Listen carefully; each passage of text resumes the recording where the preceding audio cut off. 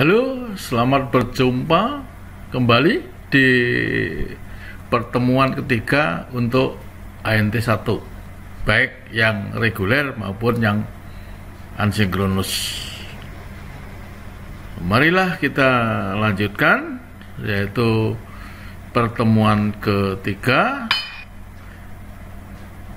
yang membahas tentang manajemen dan handling kapal di cuaca buruk, termasuk bantuan kepada kapal-kapal lain di dalam mara bahaya, operasi penggandengan dan lain-lain. Nanti kita lihat lebih lanjut. Masuk cuaca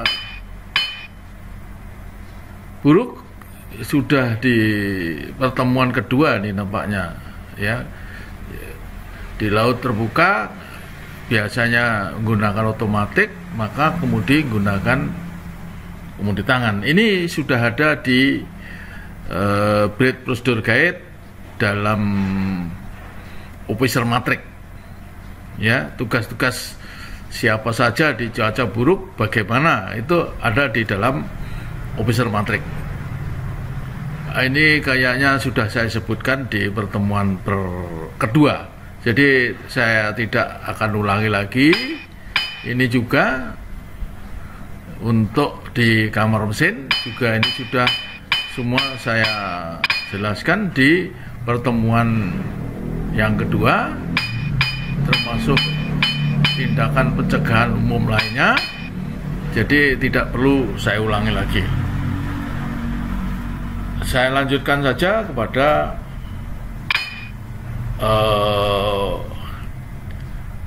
perhatian di dalam olah gerak dalam peluncuran rescue boat atau survival craft, ya, pada cuaca buruk. Ini contohnya kapal sedang maju, ya, maka menghadap angin, baru kemudian diputar kiri supaya angin berada di lambung kanan. Nah, ini contohnya, ya, kapal angin berada di lambung kanan, maka untuk menurunkan rescue boat, skoci penyelamat, harus dilindungi. Turunkanlah skoci penyelamat itu di lambung kiri dan angin berada di lambung kanan. Nah, ini contohnya sudah turun, baru kemana rescue boat tersebut untuk kemungkinan menolong orang yang minta tolong di tengah laut, ya.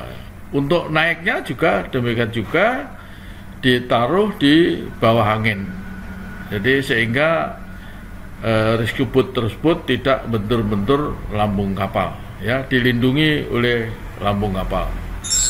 Nah, baru dikasih naik. Menurunkan atau menaikkan rescue boat ini harus ditaruh di bawah angin sehingga tidak bentur-bentur lambung kapal. Gravite laibut, skoci, nurunkan skoci gaya berat, sama juga harus ditaruh di bawah angin.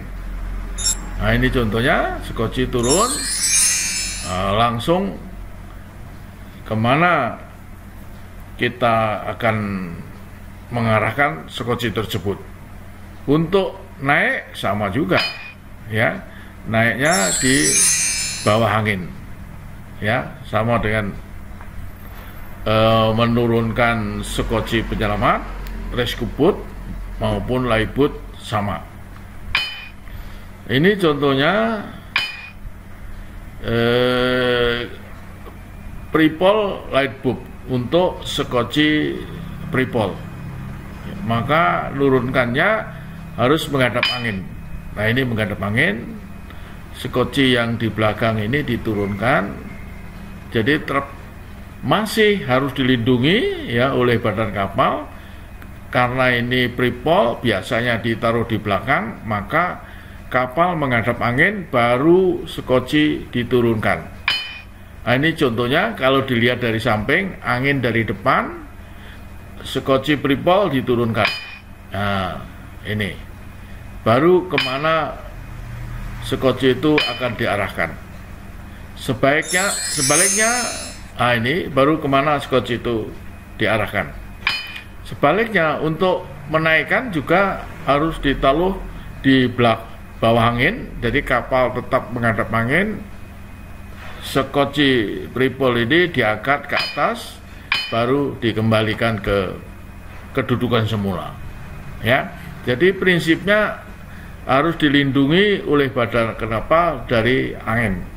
Ya, kira-kira demikian untuk sekoci atau lifeboat yang pripol. Berikutnya beberapa metode untuk menolong korban di tengah laut. Ini contohnya metode Anderson atau Singleton. Jadi kapal memutar, putar kanan, ini orang jatuh di laut, baru ditolong.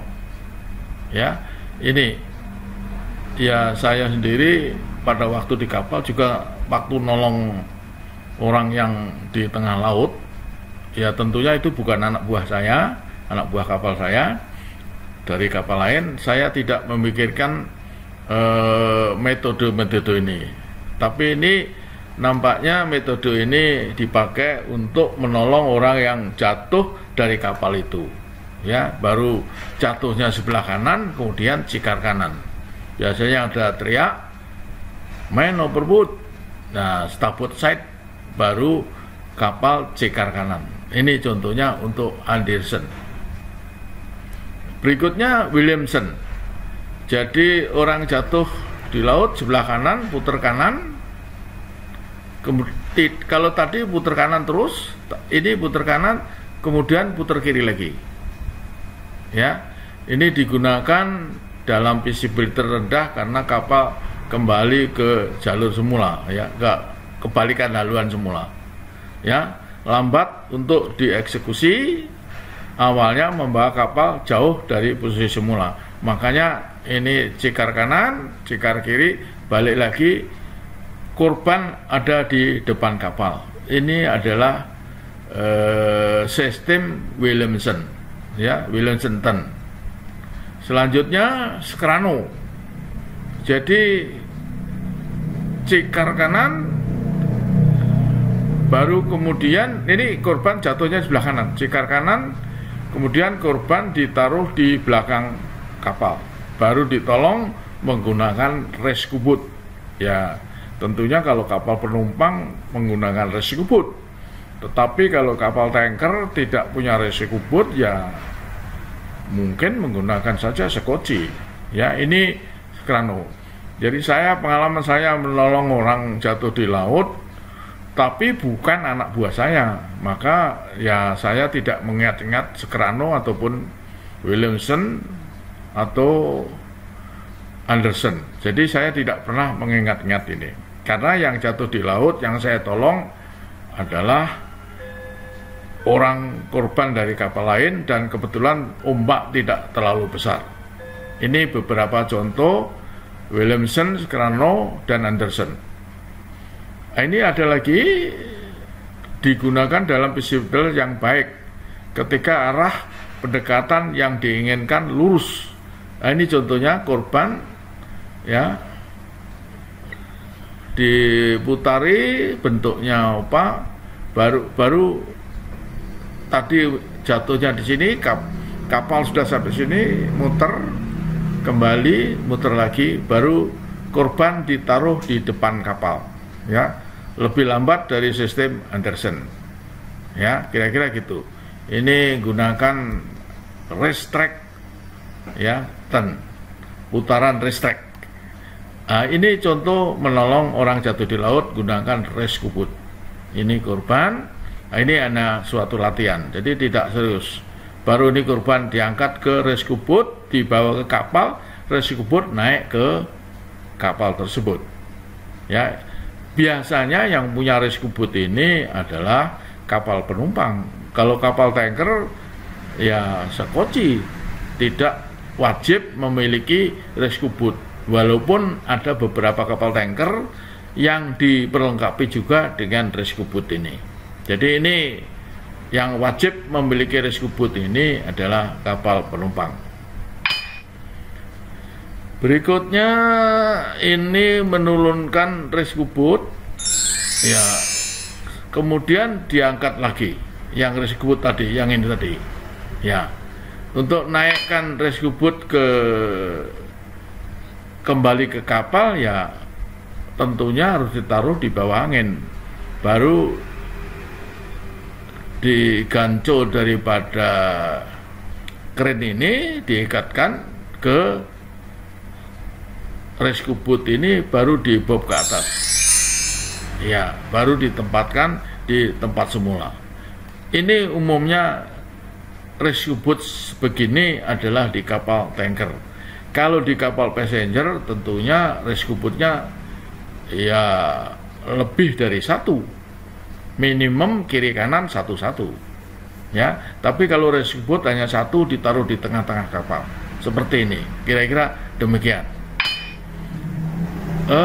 Sekoci gaya berat ini menurunkan, untuk naikkan kembali sama, sudah di bawah angin baru dibob ke atas, ya.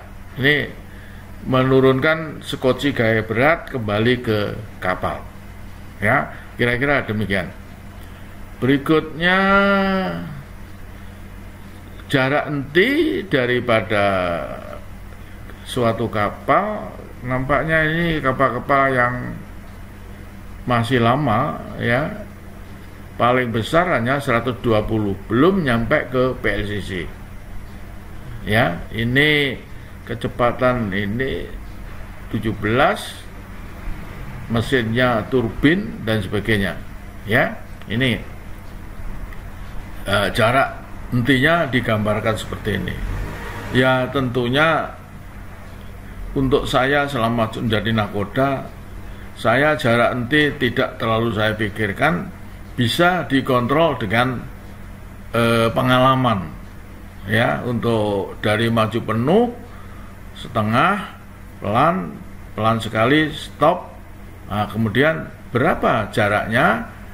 Ini ada tabel jaraknya seperti ini, ya, tentunya seperti ini, ya, sekian meter. Apakah ini pasti? Ya tentunya untuk perkembangan sekarang kapal besar-besar ya lebih jauh lagi tentunya, apalagi PLCC dengan kondisi pulut, ya. Jadi untuk saya jarak enti tidak terlalu saya pikirkan, ya.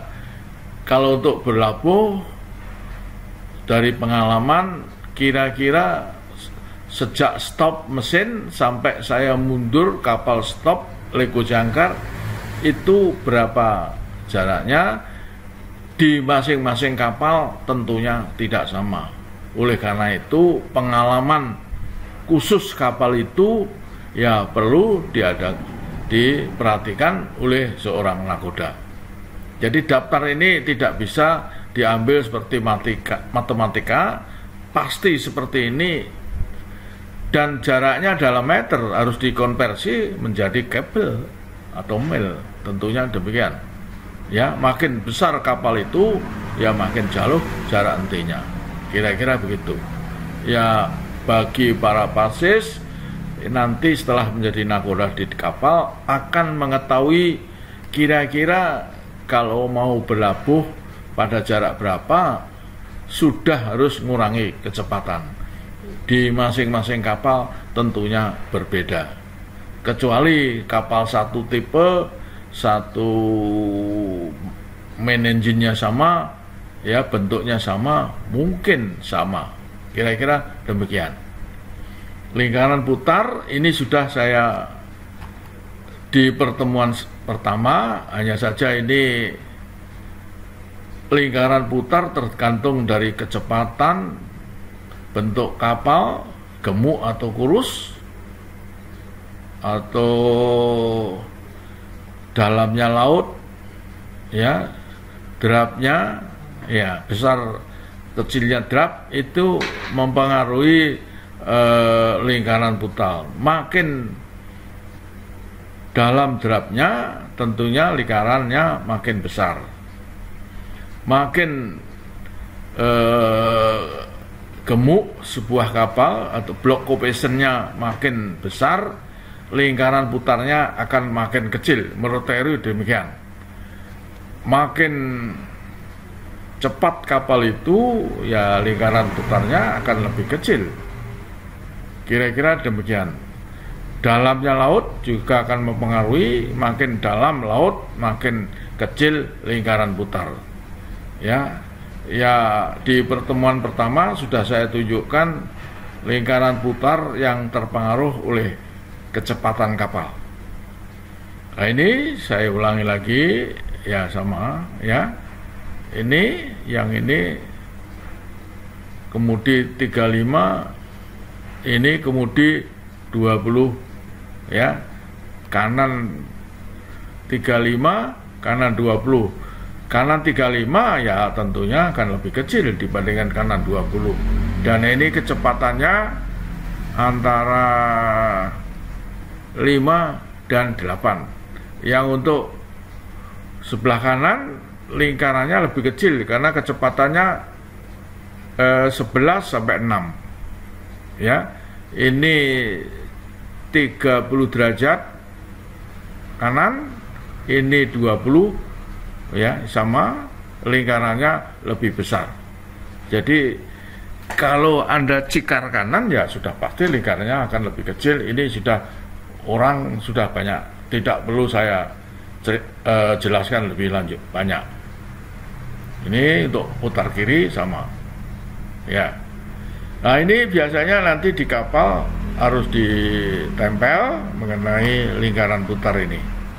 Ya, ini ada ditempel, di laminating, ada di kapal, dari bawaan kapal, daripada waktu sea trial yang pertama, kapal itu sejak dibangun, sudah selesai, diadakan sea trial, baru dibuat gambar ini, ya, mengenai lingkaran putar harus ditempel di anjungan.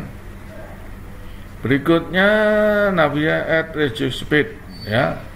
Untuk ini, ya, saat belayar melalui alur sempit, mengurangi kecepatan kapal, mengurangi ukuran busur gelombang dan erosi pantai yang disebabkan oleh kapal. Jadi supaya tidak menimbulkan gelombang ke pantai di mana kapal itu belayar, umumnya di sungai. Jadi inilah gelombang ini yang besar. Makin besar akan ya tentunya ini mempengaruhi erosi di pantai itu. Tujuannya begitu kira-kira, ya, mesti harus dikurangi lajunya kapal. Makin kuat ya makin besar ombak yang membentur pada pantai di mana perairan kapal itu belayar. Ya, ini patuhi korek setiap saat, bersikap seksama dengan karakteristik manuver, ya.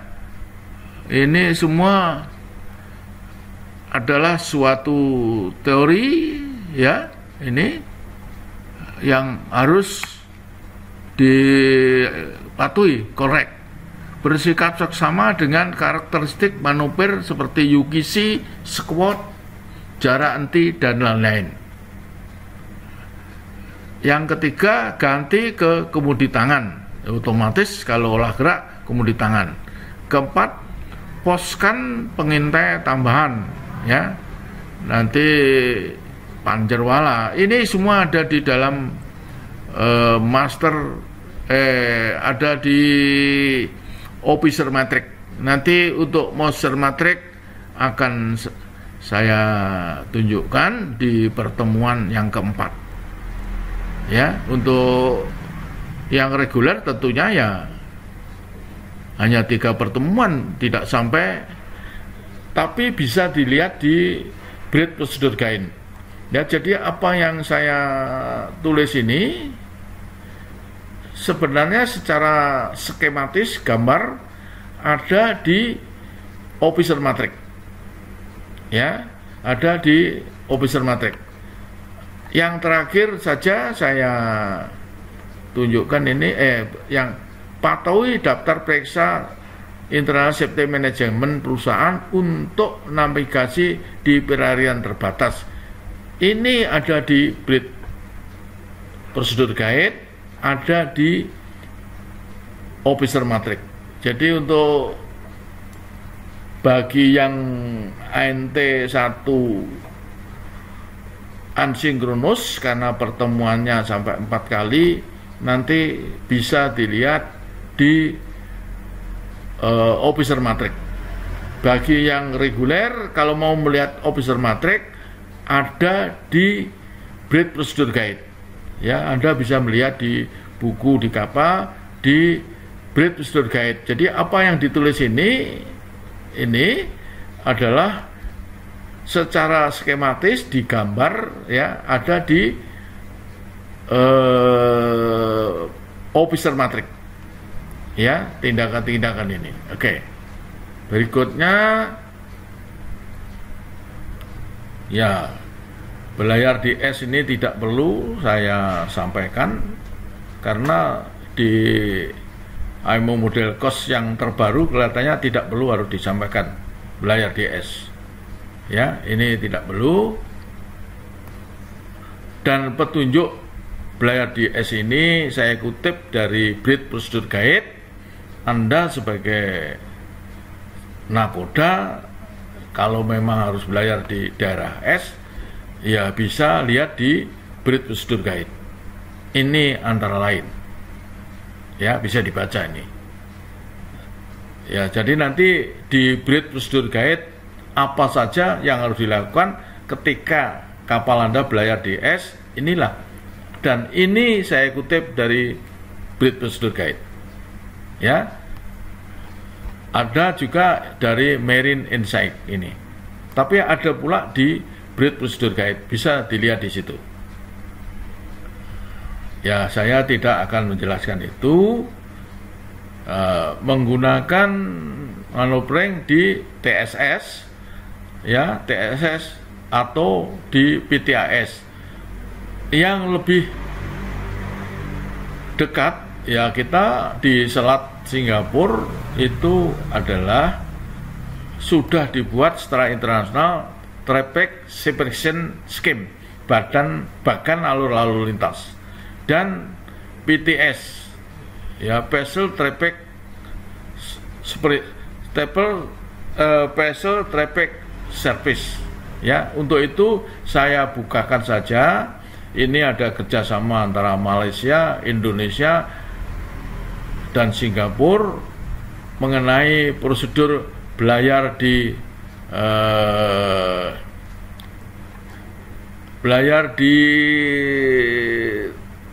TSS, ya, ini di TSS. Maka ini saya putarkan, ya, ini.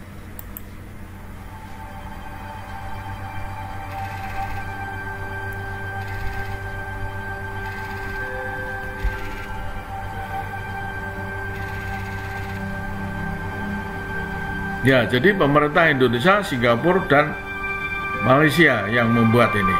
Ya. The Singapore Strait is one of the busiest waterways in the world. Together with the Strait of Malacca, it is a maritime corridor of over 400 nautical miles in length. An estimated one-third of the world's traded goods pass through these waters annually. A figure which is expected to increase as the region's economies continue to grow.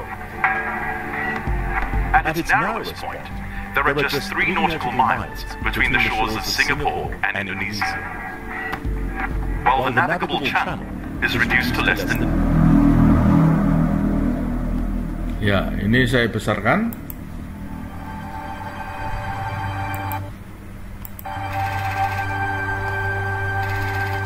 Saya ulangi.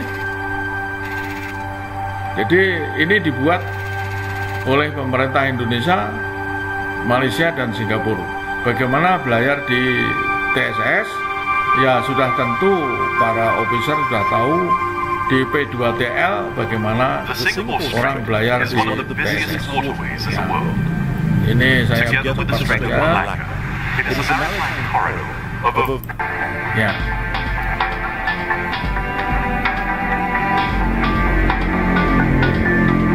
There are around 1,000 ship movements each day in the Singapore Strait. As a result, watchkeeping officers can find themselves having to deal with traffic situations involving a wide range of vessel types and sizes. This is especially challenging in poor visibility. So detailed voyage planning, good seamanship, and situational awareness are essential to safe navigation.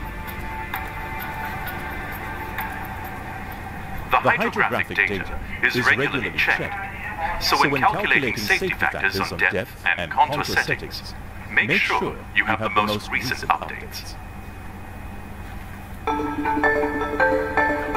There are strong tidal streams in the strait, which must be remembered, as these can make a big difference when crossing lanes or picking up a pilot. The pilot boarding grounds for Singapore and Malaysia are all to the north of the TSS. Sambu, the pilot boarding ground for Indonesian boarders, is di to the mana south. pandu naik. If you are going to pick ini. up or drop off a pilot, Ya, it's good ini practice makin to rame. come to the side of the separation Ini lane di mana pandu nearest naik. to the boarding ground in good time to Yang avoid dari having to timur cross at the di last moment. sebelah utara Trepek, yang Navigation in the dari strait selatan, can be demanded, yang dari barat di so sebelah everyone selatan. needs to be properly rested at the start. Traffic movement is always changing. Watchkeeping officers need to know their ship's position and maintain good situational awareness so that they can make appropriate navigational choices. Ya, ini banyaknya kapal It's yang important to have the right level of bridge personnel. mondar-mandir di Selat Singapura, Always dari follow barat your ke timur, company's dari SMS. timur ke barat. All vessels must proceed with caution. They need to maintain a speed consistent with safe navigation. As always, keep to your company's SMS. But it is strongly recommended to have the engine room manned throughout the transit. In addition to following all applicable rules of the road, officers are well advised to take a look at Rule 10 concerning Ya, navigation in the korek peraturan TSS. 10 Remember, TSS, in a Rapid TSS Transit does Scheme. not give you the right of way, so use Kapal good seamanship. lalu belayar di sebelah This could kanan. mean slowing down to help resolve the traffic situation. Maka yang dari timur When you have the sebelah right of way, utara, yang dari always barat di maintain sebelah a selatan. safe distance from other vessels. Keep an eye out for the weather. Sudden thunderstorms with heavy rain can occur between June and August, and October to December. The visibility can become moderate or poor very quickly. Haze can also reduce visibility. Shipmasters are advised to keep a proper lookout and navigate with caution. In addition to following all applicable rules of the road, ships shall comply in particular with rules 19, 20, and 35 concerning the conduct of vessels in restricted visibility, the Ya, exhibition of kaitannya navigation dengan lights, and the use of sound P2TL. signals. Olah In gerak, darkness, vessels Tapi crossing the harus TSS ikuti and all aturan precautionary P2TL. areas are requested and recommended to display a signal of 3 all-round green lights in a vertical line. This indicates the intention to cross to all nearby vessels. In the TSS, it's rarely possible to always keep strictly to the planned course line. Watchkeeping officers must be prepared to move to one side of the lane or the other to overtake, or even when being overtaken. As well as the traffic in their immediate ya ini surroundings, kalau di ARPA they are advised to look well nampaknya ahead seperti itu. to see what Kalau situations may kita be lihat di developing. ARPA, Information tampilan on other vessels' intentions may be daripada requested kapal-kapal, from the VTIS. The ada Singapore apa VTIS namanya, operates 24 hours a day. It is an advisory service and covers depannya the ada three straight reporting garis sectors 7, 8, and 9, known as straight rep. Reporting to it is mandatory when going into a new sector. Station calling Singapore BDIS, this is BDIS West. Please give me your call sign and name. Over. Nah, ini PTIS. It's good practice to inform the VTIS of your intentions at that time. There are teams of operators for each of the straight rep sectors. Mariners are recommended to follow the advice of the VTIS whenever possible, because the operators can have a better understanding of the traffic movements over a wider area. But remember that following navigational advice given to you by the VTIS does not give you the right of way. The bridge team alone is responsible for the safe navigation of the vessel. Going east, you will enter the Singapore section of the TSS at Sector 7. Nah, ini kalau di ARPA ada depan Entering ada Sector 7, tanda it's strip. mandatory to report in to the VTIS on VHF channel 73. If you are transiting, you will be asked for information, including your destination and whether you are carrying any dangerous goods. Masing-masing wilayah PTIS dengan PHF dengan berbeda-beda channel. You will not have to give this information again during your transit as the VTIS pass it on from sector to sector. If you are going into the port of Singapore, they will already have this information in the pre-arrival notification. There are 4 precautionary areas in the Singapore Strait where you may encounter a high density of crossing traffic. Eastbound, the first of these is at the start of the sector, where many vessels may be crossing at all angles. Take care, as smaller, local vessels may not strictly follow the rules of the road and may not answer VHF calls. Many of the eastbound vessels going to the ports of Tanjung Pelepas and Singapore will pick up a pilot in Sector 7. There are 3 boarding grounds to the north of the westbound lane. So be aware Ini that tanda some eastbound vessels may turun turn to naiknya port at this time in order pilot to reach main the tuh.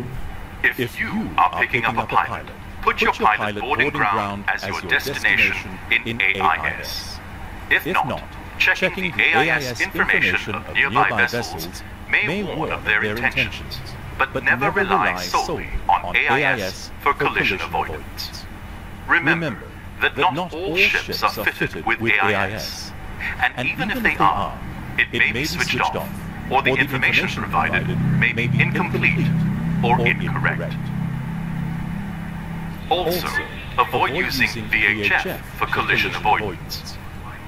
This can lead to confusion and hinder transmission of important VTIS information. Always comply with the call rigs.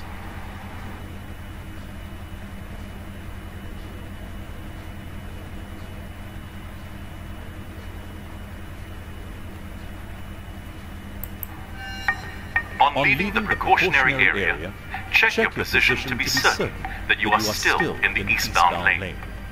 Throughout the strait, it's essential to keep within the channel limits. To the south of the TSS at this point, there may be some ship-to-ship transfer activity in the anchorage. Be aware that in the dark, ship's navigation lights may be obscured by the working lights from these vessels and from the southern shore.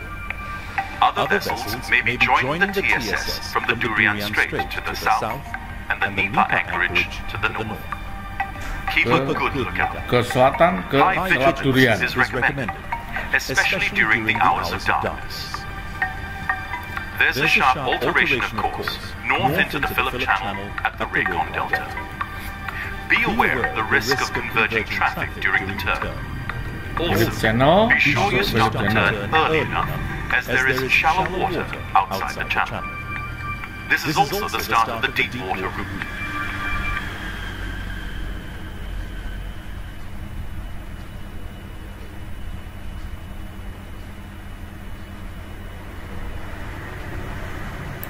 If your vessel draws less than 15 meters, you are not classified as a deep draft vessel. So come to the starboard side of the Phillip Channel early to avoid impeding vessels going into the deep water route. Untuk kapal yang drapnya besar, VLCC and other deep draft lewat vessels di shall daerah maintain an underkeel clearance of at least utara. 3.5 meters at all Ini times. PLCC, ya ini kapal They biasa. are advised Untuk to drop navigate besar. at a speed of Ya, not more ini than 12 dikasih knots tanda. and to avoid Jangan overtaking. pula PLCC lewat di The channels daerah are narrow and kapal frequent kecil changing atau of position is sebaliknya. restricted. Sudah Navigational aids digambarkan, to help you itu do yang this hitam include itu the Raycons adalah at Takong, Kapal Helen Mar, and kapal-kapal Kapal Bante. yang drapnya besar, Shallow draft vessels deep water, may use the deep water route if there are no deep draft vessels. ya, yang drapnya dalam. Notify the VTIS if this is Yaitu your intent. PLCC umumnya. Be aware that vessels may slow down or even stop in the TSS in the eastern part of Sector 7 and also the western part of Sector 8 to take on stores. Never be complacent in the TSS. Keep a proper lookout at all times. Avoid trying to guess at other ships' movements. The next sector is Sector 8.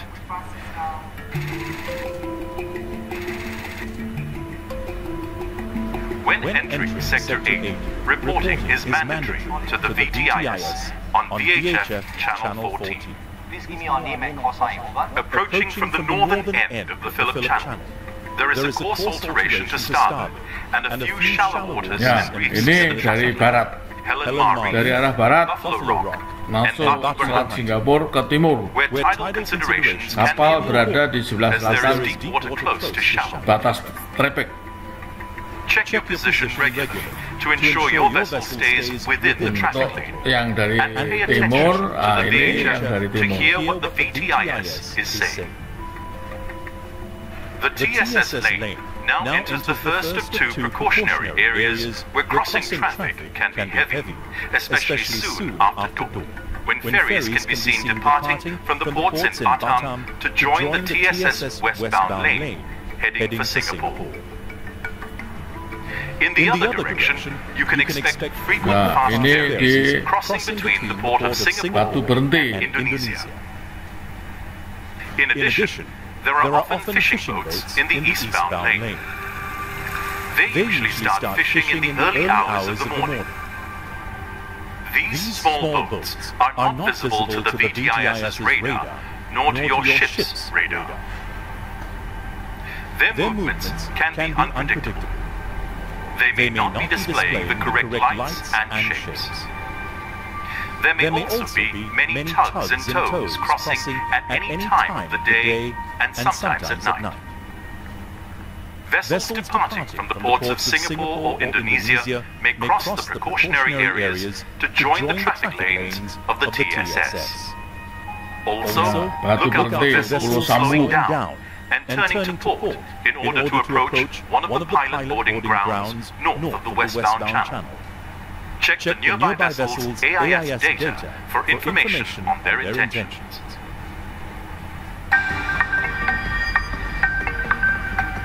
There are 5 pilot boarding grounds to the north of Sector 8.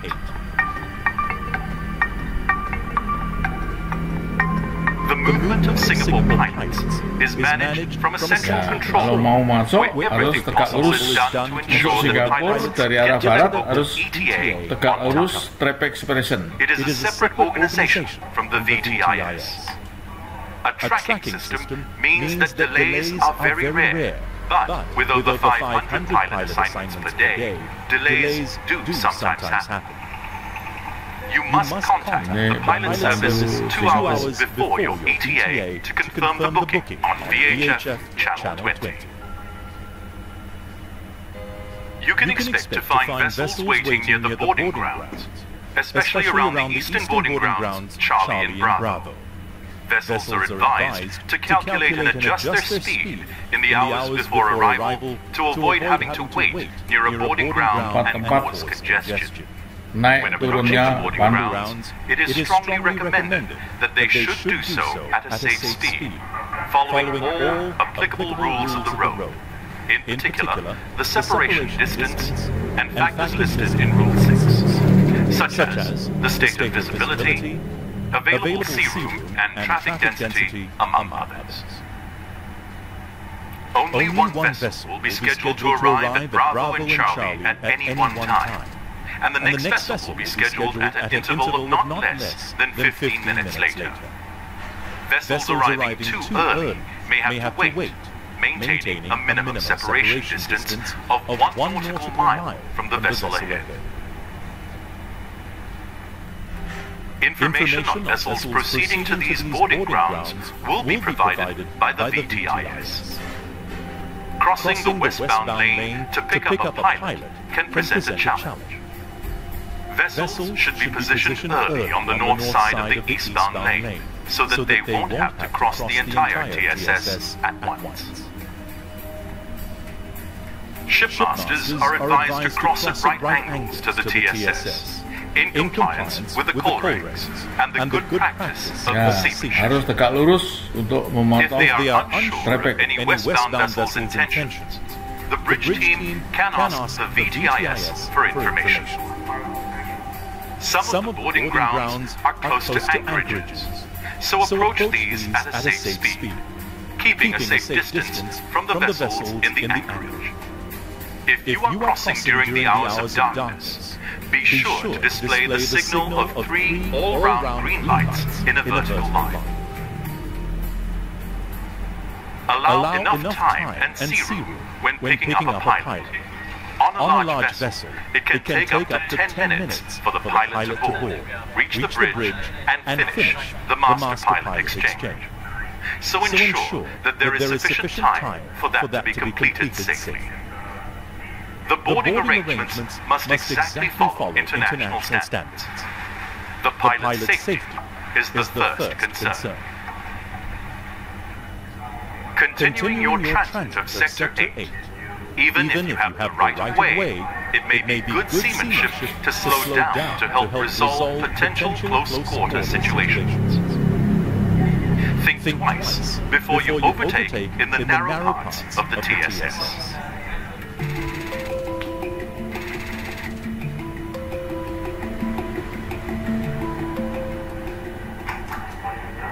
When entering Sector 9, reporting is mandatory to the VTIS on VHF Channel 10.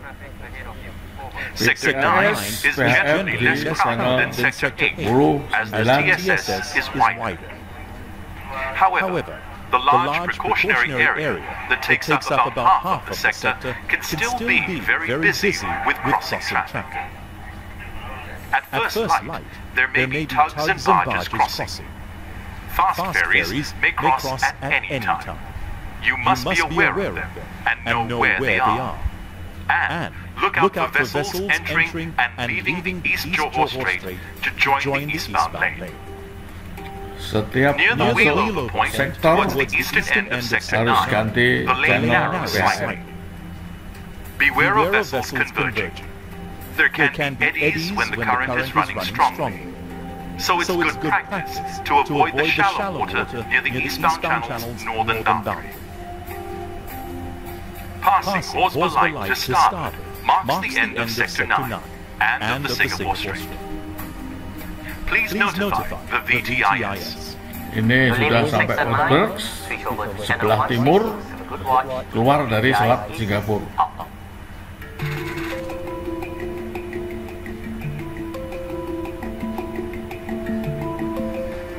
Detailed voyage planning, good seamanship, and situational awareness are essential to safe navigation in the Strait. Make sure your bridge is adequately manned as specified by your SMS. Maintain good communication with the VTIS throughout your transit. We hope you found this video helpful. Have a safe passage.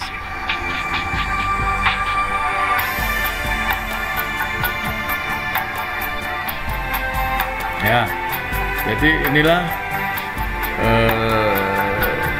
TSS Traffic Expansion Scheme Selat Singapura.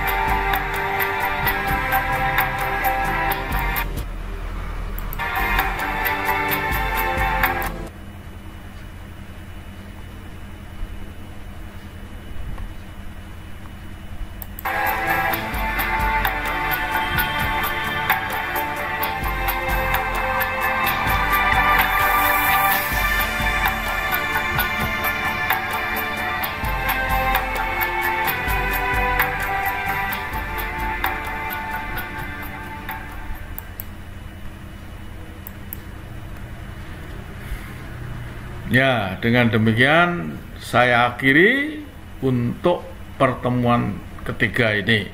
Bagi yang asinkronus masih ada kelanjutan nanti di pertemuan yang keempat.